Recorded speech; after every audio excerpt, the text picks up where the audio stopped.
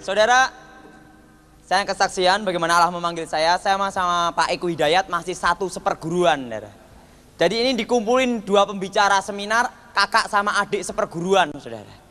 Saya kesaksian bagaimana Allah memanggil saya. Jadi kakek gurunya Pak Eko Hidayat ini juga pernah belajar dan saling menimba ilmu dengan kakek nenek saya. Dan kakek gurunya Pak Eko Hidayat ini menurunkan ilmu, yaitu menghentikan hujan dan mendatangkan angin. Itu didapat dari kakek saya. Saya kesaksian bagaimana Allah memanggil saya secara manusia. Saya tidak menyangka bisa bertobat jadi orang Kristen, saudara.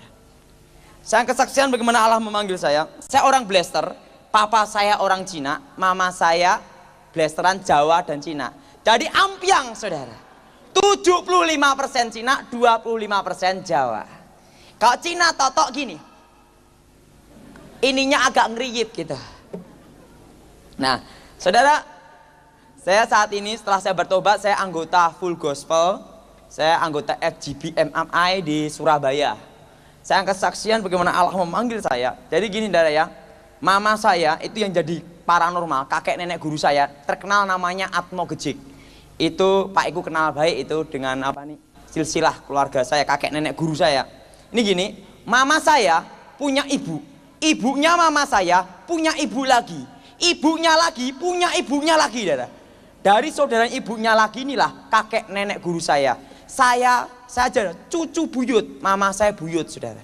Kakek guru saya itu terkenal tahun 70-an dengan nama Aji Saipi Angin, saudara. Misalnya dari Jakarta ke Solo, matek Aji Saipi Angin, syam, 1 detik langsung ada di Jakarta, bebas ongkos bensin, saudara. Ini kakek saya, ilmu menghentikan hujan, dicungkan tangan gini, hujan langsung berhenti. Itu kakek, saudara. Sedangkan hujan misalnya ya, orang lain kehujanan, tapi kakek saya berdiri di tengah gini nih, kayak payung di sini. Tidak ada yang bisa meneteskan hujan, saudara. Ini kakek saya. Kakek saya itu terkenal ahli ilmu gaib. Dan itu menurut murid yang pernah saya ketemui setelah saya bertobat, kakek saya tahun 70-an mengundurkan diri dan tidak mau mengambil murid lagi. Sebabnya apa? Untuk menyempurnakan ilmu tertinggi, yaitu moksa. Saya kesaksian bagaimana saya bisa mewarisi ilmu dari kakek nenek saya. Kakek saya itu ilmu gaib, nenek saya adalah ahli ilmu santet. Saya tadi membahas tentang ilmu santet, seminarnya tadi ya. Saya membahas tentang ilmu santet dan kesembuhan ilahi, kesembuhan setan, kesembuhan kedokteran. Tadi saya kupas dalam seminar tadi. Nah, nenek saya adalah ahli ilmu santet dari tingkat dasar, tingkat menengah, dan tingkat tinggi. Saudara seperguruan dari nenek saya adalah ahli ilmu kedip-kedip, pelet, jaran goyang, semar mesem, susu emas, berlian itu. Saudara seperguruannya lagi adalah ahli ilmu tenaga dalam, inti api, inti es, dan kekuatan kundalini, hawa murni. Nah, saudara, saya belajar ilmu itu karena dendam. Pada waktu saya usia 9 tahun, saya terkena suatu kasus, yaitu saya dianiaya seorang guru matematika waktu saya SD kelas 4. Bayangin saya, umur segini aja besarnya segini, sampai dijinjit lagi. Bagaimana bayangkan umur 9 tahun lebih kecil, lebih cekunting, betul enggak? Saya ditendang, dianiaya di kelas itu, ditendang mengenai tulang ekor, saudara. Dan tulang punggung. Langsung saya pingsan, saudara. Langsung teman-teman saya sekelas membawa saya ke rumah sakit. Dan dokter ngomong demikian sama mama papa saya menyusul ke rumah sakit. Seumpama anak ini nanti sembuh, akan mengalami kelumpuhan total dan mata bisa buta. Saya juga langsung ngomong gini juga, tapi kemungkinan juga anak ini sudah tidak bisa tertolong lagi. Orang tua mana yang tidak bingung melihat anaknya mati, kalau tidak mati lumpuh di depan mata, betul saudara? Tiba-tiba mama papa saya ngomong gini, Pi, bukankah kita punya kakek nenek buyut? Tahun 70-an terkenal kesaktiannya. Banyak muridnya tersebar di seluruh Indonesia. Termasuk cucu-cucu dan cicit muridnya, termasuk Pak Iku kan. Termasuk juga ya dari beberapa generasi. Nah, langsung gini. Bagaimana kalau kita minta tombo, minta kesembuhan ke kakek nenek kita? Sampai apa saya ngomong, tapi sejak tahun 70-an itu pula kakek kita kan tidak mau mengambil murid, tidak mau nyembuhin orang lagi, mengundurkan diri. Hanya saat-saat tertentu aja kalau hatinya mau nyembuhin sama mewarisi ilmu. Pi, siapa tahu kita bisa minta kesembuhan anak kita ini. Saudara, langsung mama papa saya datang ke tempatnya kakek nenek saya. Dan kakek nenek saya sebenarnya tidak mau ditemui sembarangan, saudara. Karena mereka bertapa. Langsung dipersilahkan masuk, mama papa saya ditanya, kenapa kamu kesini? Ngapain kamu di sini? Ini cucu buyutmu dianiaya orang. Sakit dan tidak bisa sembuh. Kalau sembuh lumpuh dan mata bisa buta. Kalau tidak sembuh mati. Saya ditanya, namanya siapa? Tony, harus diganti jadi Tukiman. Bayangin saudara, ini melanggar HAM nih saudara. Pertama. Kedua, hari kelahiran anak itu apa? Sabtu Pahing. Langsung kakek nenek saya ngomong, kebetulan kami tidak mau mati dulu sebelum ada generasi penerus darah titisan kami, yaitu darah leluhur, yaitu titisannya kakek nenek saya sendiri, yang bisa mewarisi itu, yang harusnya hari kelahirannya Sabtu Pahing. Dan yang kebetulan dari berapa generasi yang kelahirannya Sabtu Pahing, saya tok saudara. Langsung setelah itu kakek saya ngomong gini, ketiga, aku mau nyembuhin anak itu, tapi ada satu persyaratan harus dipenuhi. Dia harus menjadi pewaris ilmu olah kanuragan Jayan Kawijayan. Daripada anak ini mati ya terserah kakek nenek lah. Langsung kakek nenek saya datang ke rumah sakit, langsung saya disuwuk, langsung di weng vitamin B komplit tuh. Cus! Katanya mama saya dicipratin, cek gitu. Langsung saya bangun dari tempat tidur saya dan saya sembuh, saudara. Begitu saya sembuh sesuai perjanjian saya ikut kakek nenek saya. Tapi apa yang terjadi, saudara? Guru saya matematika mengintimidasi teman saya sekelas supaya bersaksi palsu tentang kejadian tersebut. Dan kedua, pakai kekuatan magic untuk menggagalkan pengadilan. Tapi kakek nenek saya ngomong gini, biar anak ini sendiri yang akan menuntaskan dendamnya. Karena anak usia 9 tahun itu suka main keluyuran, betul enggak saudara? Supaya dengan dendam itu saya mau belajar ilmu. Saya tahu masuknya kakek nenek saya. Dan yang ketiga saudara, nyuruh orang kampung untuk nyebut saya Cino Loleng, Cino Belang setiap hari. Jadi kalau saya keluar dari tempatnya kakek nenek saya mau sekolah itu Cino Loleng setiap hari. Dan yang keempat, nyuruh orang untuk mukulin saya saudara. Pada waktu saya mau dipukulin saya lari ketakutan. Saya sembunyi di kolong tempat tidurnya kakek nenek saya. Kakek aku mau dipukulin, lawan mereka, aku tidak mau. Bagaimana ngelawan, saya mukul gini, dia mukul gini. Langsung kakek nenek saya ngomong, kamu cucu orang sakti. Kakek saya ngomong, hampir di Pulau Jawa ini saya tidak ada tandingannya. Kakek saya ngomong gitu. Dan yang menjadi pewaris ilmu kami hanya tingkat dasar, tingkat menengah saja. Itu tersebar di seluruh Indonesia. Tapi ilmu tingkat tinggi akan kami wariskan ke generasi kami sendiri, yaitu darah titisan, yaitu kamu.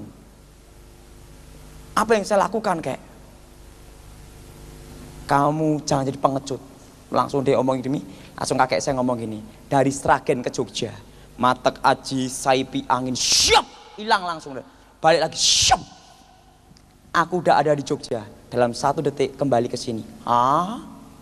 Saya mikir, wah punya ilmu ini bebas ongkos bensin ini. Langsung gini, kalau kamu melawan seseorang jangan bingung, cukup dengan apa? Cukup kamu pandang matanya, aji panglumpuhan, blek lumpuh. Orang jalan baru lewat gini lumpuh semua. Mobil jalan berhenti langsung. Wah, langsung tunjukin demikian. Pesan empu-empu zaman dahulu membuat keris bukan dipandi, tapi cukup dengan tangan ini. Pegang ini, cep, jadi keris. Sang nenek saya ngomong, dulu nenekmu ini 1,5 tahun bertapa kungkum di hutan untuk mendapatkan apa? Ilmu santet. Tunjui santetnya, santet tingkat dasar, tingkat menengah, tingkat tinggi. Tunjuk ilmu santet. Langsung ditunjuk juga. Kalau kamu butuh apa? Gampang, pakai aji sirep. Kalau kamu ingin buat orang tidur satu kampung tidur semua. Ditunjukin semua itu, kesaktian demi kesaktian. Langsung saya ngomong, kakek aku harus belajar ilmu itu. Aku akan balas dendam. Saya mulai belajar pertama kali, yaitu aji tapak banyu. Yaitu ilmu berjalan di atas air.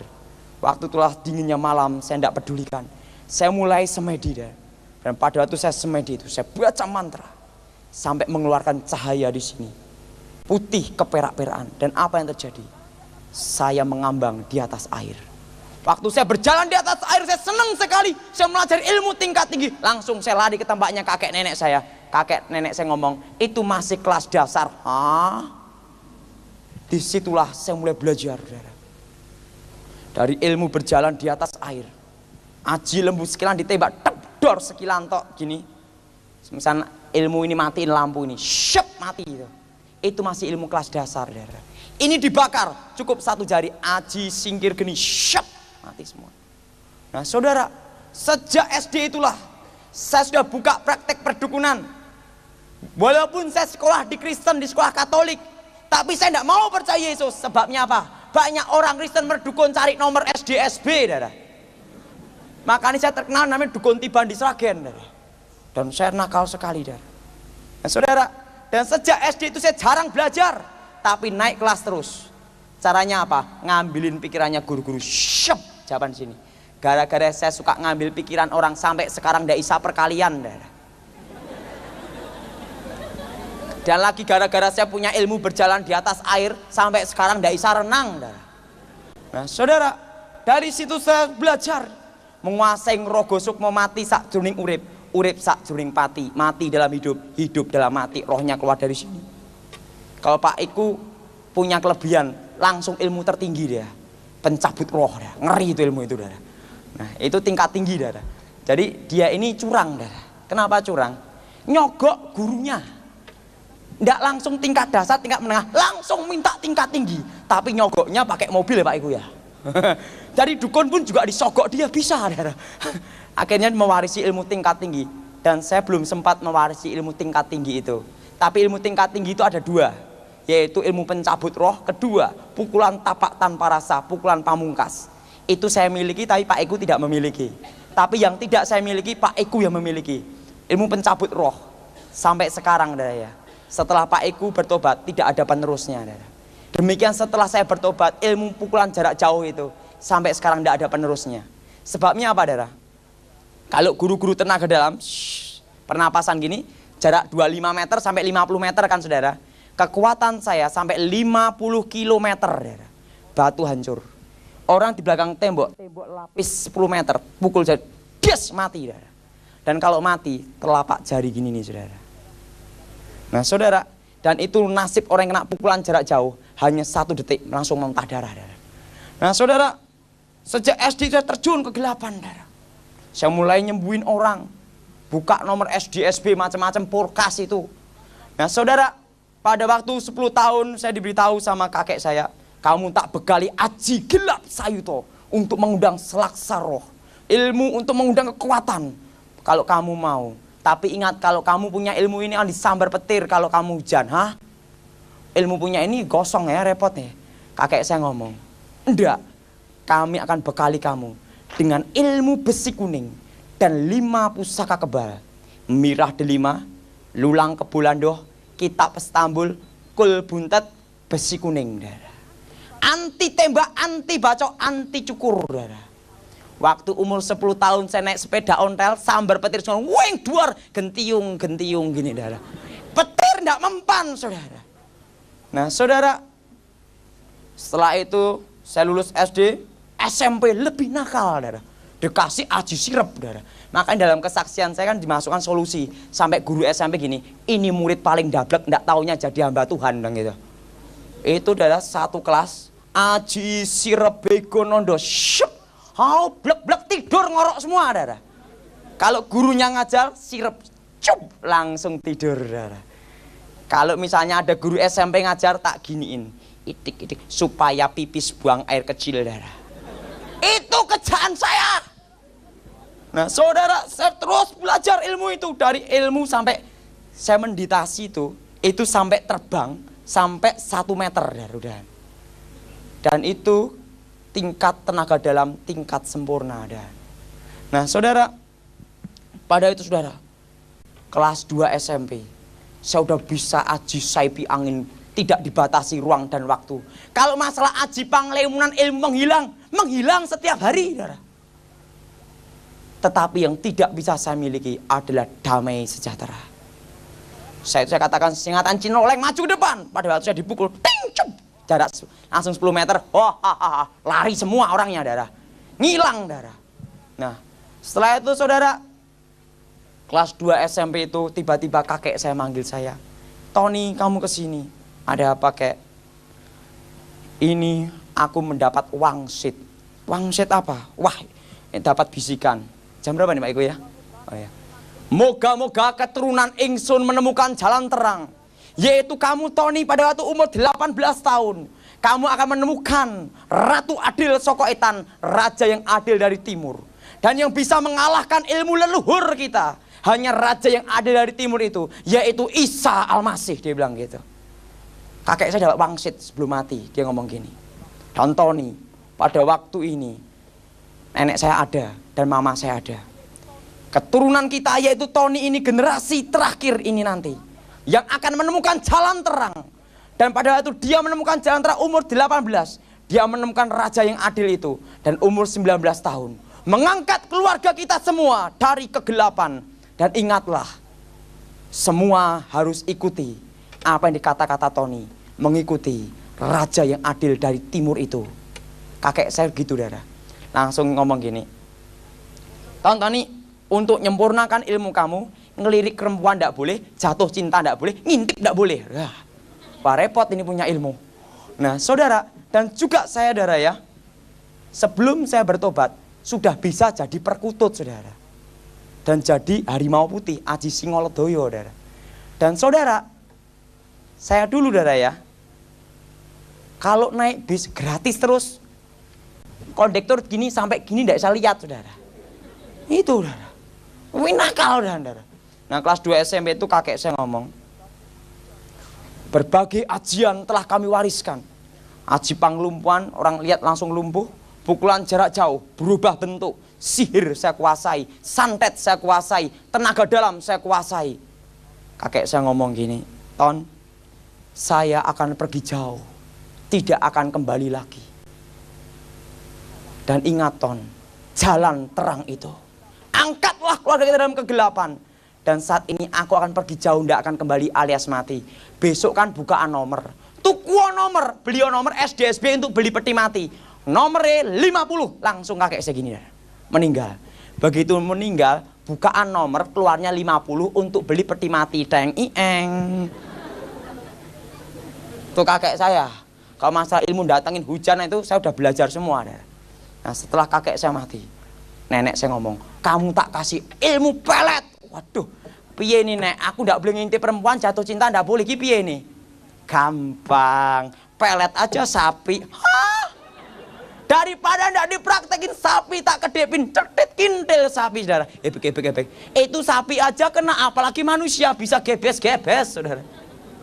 Nah, saudara, waktu saya kuasai ilmu itu, kelas 3 SMP. Waktu itu sampai ada penyembahan sogro itu yang gini nih.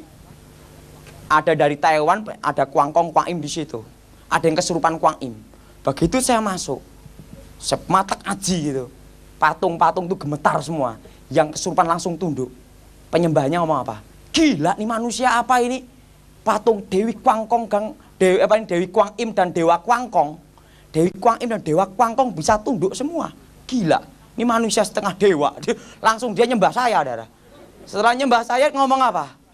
Saya punya pabrik rokok buatan laris, saya bilang gitu. Jadi saya pernah dimintai salah satu pabrik rokok di Indonesia untuk buat laris, saudara. Saya ngomong, jangan sembah saya manusia biasa, saya bilang gitu. Nah saudara, setelah saya melajari berbagai ajian, kelas 3 SMP itu, saya mau balas dendam. Pada waktu saya mau balas dendam, guru saya matematika keburu mati, saudara. Disitulah saya stres berat. Untuk apa punya ilmu banyak? Saya itu dibekali pusaka, hanya 5 pusaka kebal, tapi 100 pusaka lagi, saudara. Dari keris tombak pedang, dari keris yang Kiai Jangkung yang berlekuk 3, sama kebolajer yang lurus gini, dari keris luk 3, luk 5, luk 7, luk 9, luk 11, luk 13 punya semua, saudara. Keris tombak pedang. Dan tubuh saya dilapisi ilmu besi kuning. Tepat apa yang dikatakan Pak Iku, tubuhnya dilapisi baja, betul. Senjata apapun tidak mempan, bahkan petir pun tidak mempan, saudara. Nah saudara, pada waktu itu saudara, kelas 1 SMA, saya diajak kakak saya. Toni, kesini yo. Ayo, kita ke gereja. Apa gereja-gerejonan? Kelas 1 SMA dapat selebaran dari Katolik dulu, Dara. Kelas 2 SMA, hari. Kelas 2 SMA, saya diajak gini. Toni, ayo kita ke gereja. Ngapain ke gereja? Cari cewek sip-sip. Nah, jadi terus terang, saya itu percaya Yesus gara-gara sate kambing, saudara. Diberitahu gini, Ton, cewek yang gereja sip-sip, saya beke pakai ilmumu gitu loh. Oke, aku ndak mau, aku ndak pantangan ilmuku ndak boleh nganu perempuan. Tapi Ton, kamu kan untuk saudara kamu. Tak kasih sate kambing, dikasih sate kambing, saudara. Begitu dikasih sate kambing, saya ngikutin, saya ikut. Nah, saya itu rencana mau cari cewek, ndak taunya saudara perempuan dari papa saya itu aktivis gereja pendoa syafaat. Saya ndak tahu, saudara. Nggak tahu, saudara perempuan dari papa saya ini ngomong sama hamba-hamba Tuhan. Saya kan nggak tahu. Begitu saya masuk, pegang kepala saya. Blok. Dalam nama Yesus, setan keluar. Loh, saya gini toh. Ini orang ini ngapain ini? Diubak-ubak kepala saya. Dan lebih parahnya dikasih minyak sak botol, mabyur. Saya liatin gini terus. Yang ngubek-ngubek saya itu hamba Tuhan Stefanus Pinggi. Berapa hamba Tuhan itu? Nah, langsung itu saya jengkel. Saya matek Aji Senggoro Macan. Saya pandang gini. Langsung ini yang hamba Tuhan Stefanus Pinggi ini yang berani melawan saya. Yang lainnya, demi nama Yesus. Jadi yang berani melawan saya waktu itu hamba Tuhan Stefanus Pinggi sama berapa hamba Tuhan. Nah, setelah itu saya pulang sambil ngomel, saudara. Sebabnya apa? Saya itu digebyur air 1 ember, saudara. Sama dikasih minyak, bayangin, saudara. Nah, setelah itu, saudara ya, begitu saya sampai rumah, ngomel-ngomel, kelas 2 SMA tuh, ngomel-ngomel saya. Wah, Ton, ada KKR-nya, Gilbert lumayan dong. Apa nih Gilbertan, bilang gitu. Ton, cewek sip-sip. Ya, oke lah. Nah, oke lah. Saya datang untuk cari cewek untuk kamu, toh, kasih sate kambing. Oke. Wah. Hamba-hamba Tuhan sudah memberitahu Gilbert, saudara. Kan Gilbert pernah kesaksian, pernah disantet di Jawa Tengah. Saya orangnya, saudara. Nah, pada itu, saudara, pada itu kan KKR duduk belakang, saudara. Saya tuh sebenarnya cari cewek untuk kakak saya. Tiba-tiba Gilbert khotbah gini, orang Kristen tidak bisa disantet, tidak bisa diguna-gunain, tidak bisa dimantrain. Dari jarak jauh saya gini, ini pendeta gemuk montok nantang aku ini. Ini belum tahu aku ada di belakang. Langsung kakak saya ngomong, Ton, kamu gini udah dapat cewek ya? Diem dulu. Tak kasih pukulan jarak jauh aja. Pakai setan kober aja. Tak buat pendeta gemuk montok itu tidur di tempat gitu. Pingsan, tak matek aja. Setan kober, wes. Dia ngomong gini, saudara diberkati, haleluya. Kabur ilmu saya, saudara. Mablak balik, saya bingung. Seumur hidup belum pernah ada mantra haleluya. Nah, kejadian pertama itu, saudara. Nah, setelah itu, wah ini gila, ini ilmu apa lagi nih? Haleluya. Tak pikir-pikir pelajaran kakek nenek saya belum pernah ada mantra haleluya. Adanya halilintar, saudara. Nah, saya mata kaji lagi. Aji Hasto Brojo. Saya langsung rapal mantra lagi gitu. Tak lontar buas, langsung Gilbert gini. Tuhan memberkati, haleluya, kabur lagi, saudara. Blak. Langsung saya penasaran, ada artikel, saya datang. Nah, pendeta Gilbert sudah diberitahu hamba-hamba Tuhan, termasuk Stefanus Pinggi. Ada orang yang bisa ilmu menghilang, ilmu terbang. Wah, Gilbert diberitahu. Orangnya datang di sana loh. Wah, Gilbert lihat wajah saya, saudara. Saya gini dia lihat sebenarnya. Karena udah diberitahu hamba Tuhan, saudara. Begitu saya itu di depan gini, langsung Gilbert gini. Kamu Tony ya? Iya. Langsung Gilbert tatap mata dengan mata gini, saudara. Aku sudah dengar tentang kamu. Kamu yang bisa menghilang dengan aji saipi angin juga bisa kemanapun tujuan, dan aji panglimunan ilmu menghilangkan. Saya tahu tentang kamu. Langsung saya gini. Kita adu ilmu. Kalau saya kalah saya berguru. Langsung Gilbert bilang gini. Silahkan, haleluya gitu. Nah, Setelah itu kan janjian, besok kita terusin. Saya bilang gitu. Saya pulang ke rumah, saudara. Semalam dia bisa tidur gara-gara haleluya, saudara. Nah, setelah itu hari yang kedua. Hari yang kedua, saya udah janjian sama Gilbert, saudara. Sama berapa hamba Tuhan. Begitu masuk ruangan langsung digebyur air. Mabyur, upek-upek kasih minyak, saudara. Sama berapa hamba Tuhan. San Gilbert nunggu saya gini. Tahu nih, iya. Ada apa Pak Gilbert? Sesuai perjanjian, kita adu ilmu di sini. Oke. Dan saya adu ilmu bukan jarak jauh sama Gilbert. Jarak 1 meter, saudara. Saya ngomong, kalau saya kalah, saya berguru. Oke, silahkan. Saya pikir, saya kurangkan kesaktian saya semua. Tak lontarkan dalam tubuh saya diisi pusaka, 2 pusaka. Kiai Sodo Pamungkas, Sodo Panungklik. Masukin batu segini, dimasukin ke sini. Nah, langsung itu saya lontarkan ilmu-ilmu saya berapa kali, saudara. Dan menurut kesaksian istri pendeta Gilbert, Renda Lumendong, jarak 100 meter dari kejadian itu, mendengar desing angin pukulan, saudara. Dan tukang-tukang becak sampai terdengar semua, saudara. Dan tiba-tiba saya ngomong gini, ilmu itu balik mengenai saya sendiri, saya muntah darah, saudara. Tak telan lagi, gengsi dong kalau ketahuan, betul enggak? Langsung saya ngomong, stop dulu. Ngapain? Kita terusin besok, saya baru capek. Oh silahkan, haleluya, dia bilang gitu. Saya pulang ke rumah. Tapi sebelum pulang itu saya itu bingungnya apa? Hamba-hamba Tuhan sama Gilbert gini, sikira bara sana itu. Belum pernah ada mantra raba-raba. Setelah bertobat baru tahu itu bahasa roh. Nah saudara, saya pulang ke rumah. Setelah itu saudara, 2 malam dia bisa tidur. Datang hari yang ketiga. Saya cepetin aja nih ya. Hari yang ketiga datang. Disitulah saya bertarung, saudara. Berbagai ilmu saya kerahkan semua. Pada saudara, ilmu saya balik mengenai saya sendiri, tubuh saya retak, saudara. Kan saya dikasih lapisan besi kuning di sini, saudara. Pak Gilbert lihat tubuh saya keluar serbuk besi kuningan gitu. Langsung saya gemetar gini nih. Langsung saya gini, Pak Gilbert, ada apa? Ada hamba Tuhan Stefanus Pinggis juga. Saya bilang gini, kalau saya kalah, saya berguru sama situ. Tapi kalau saya menang bagaimana? Terserah kamu. Langsung gini, Gilbert langsung angkat tangan semua. Mereka menyembah Tuhan. Dan menurut kesaksian Ibu Renda Lumendong sama beberapa saksi mata, waktu ilmu pamungkas dari perguruan saya sama Pak Ikuan masih seperguruan, saudara. Langsung itu saya lontarkan. Katanya ada seperti kayak petir itu menyambar tempat itu, saudara. Duar keras sekali. Ilmu itu waktu membentur mau ke tubuhnya Gilbert, saudara. Ke Stefanus Pinggis juga. Begitu ilmu itu balik mengenai saya sendiri, mental. Hilang ingatan setahun jadi gini tok, saudara. Selama setahun itulah saya hilang ingatan. Tidak tahu siapa nama saya. Dan tidak tahu siapa nama orang tua saya.